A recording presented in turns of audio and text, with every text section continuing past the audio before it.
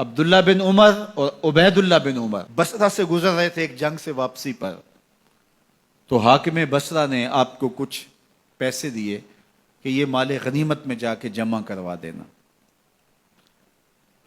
اور پھر خود ہی مشورہ دیا کہ عراق کے اندر فلاں فلاں چیز بہت سستی مل جاتی ہے اور حجاز میں ان چیزوں کی قیمت زیادہ ہے، تو اگر آپ ایسا کر لیں کہ یہ ان پیسوں سے خرید لیں اور جا کے مدینہ المنورہ میں فروخت کر دیں، تو جو زائد پیسے آپ کمائیں گے وہ آپ کے ہوئے، اور یہی اشرفیاں جو میں نے دی ہیں آپ کو، اتنی اشرفیاں بیت المال میں جمع کروا دینا، تم نے محنت کی ہوگی، تجارت کی ہوگی، تو جتنے بچیں گے وہ آپ کے ہوں گے۔ تو انہوں نے کہا بہت اچھا، وہاں سے مال خرید لیا، مدینہ المنورہ میں آ کے بیچ دیا، جتنی اشرفیاں انہوں نے وہاں سے دی تھی بیت المال کے لیے، اتنی بیت المال میں جمع کروا دی۔ حضرت عمر رضی اللہ تعالیٰ عنہ کو پتہ چلا، بیٹوں کو بلایا، کہا کہ سنا ہے تم نے کوئی کمائی کی ہے؟ کہا جی ہم نے تو تجارت کی اور جو مال لیا تھا اتنا مال ہی بیت المال میں جمع کروایا ہے۔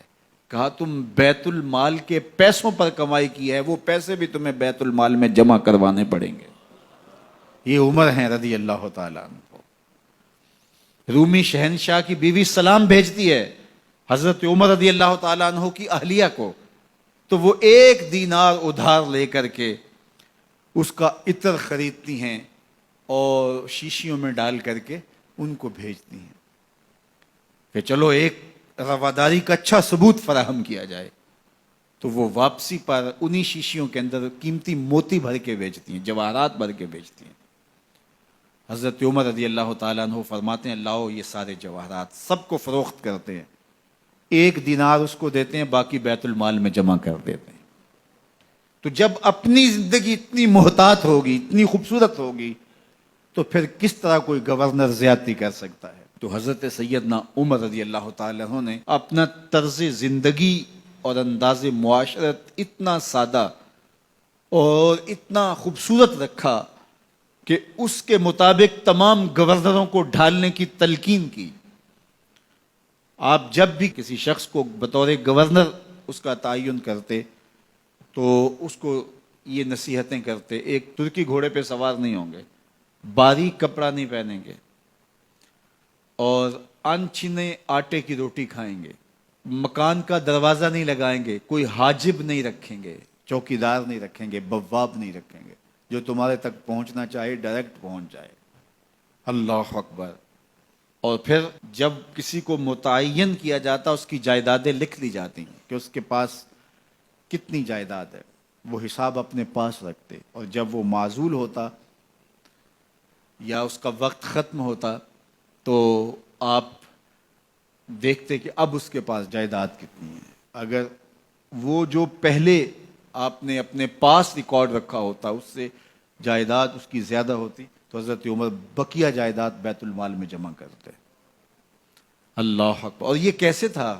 گورنر بول نہیں سکتا تھا، اس لیے کہ حضرت عمر کی اپنی بود و باش بھی اسی طرح کی تھی، اپنا طرز زندگی بھی اسی طرح کا تھا۔ مال غنیمت میں بہت ساری چادریں آتی ہیں جو سب کو تقسیم کر دی جاتی ہیں۔ خطبہ جمعہ دینے کے لیے آئے تو ایک شخص کھڑا ہو گیا، عمر خطبہ بعد میں سنیں گے، پہلے یہ بتائیں کہ یہ جو تم نے قمیض پہنی ہے یہ کہاں سے آئی؟ مال غنیمت کے اندر جو چادریں آئی ہیں سب کے حصے میں ایک ایک چادر آئی، آپ داراز قد ہیں، ایک چادر سے قمیض نہیں سل سکتی، تو آپ کی قمیض کہاں سے آئی؟ پہلے اس سوال کا جواب دے دیجئے، پھر خطبہ سنیں گے۔ اللہ اکبر۔ آپ کے بیٹے کھڑے ہوتے ہیں، کہا ایک چادر سے میرے باپ کی قمیض نہیں بنتی تھی، میں نے اپنے حصے کی چادر بھی اپنے باپ کو پیش کی ہے۔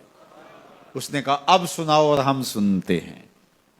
یہ ہے حضرت عمر رضی اللہ تعالیٰ عنہ کی اپنی ذاتی زندگی۔